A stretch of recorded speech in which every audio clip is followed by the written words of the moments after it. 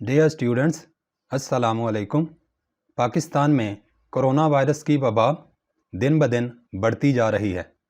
ہر گزرتے وقت کے ساتھ کرونا کے مریض اور اس سے اموات میں زبردست اضافہ ہو رہا ہے۔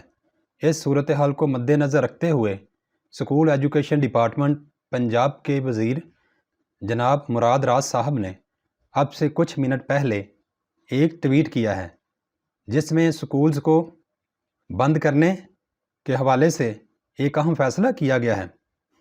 وزیر تعلیم صاحب کا ٹویٹ یہ ہے: All public and private schools in Punjab to be closed starting April 29 till Eid due to conditions of COVID-19, no exceptions۔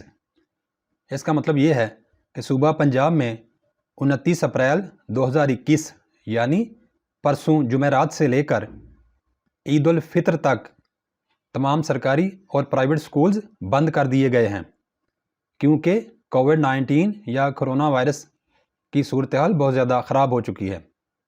اس ضمن میں نوٹیفیکیشن بھی جاری کر دیا گیا ہے۔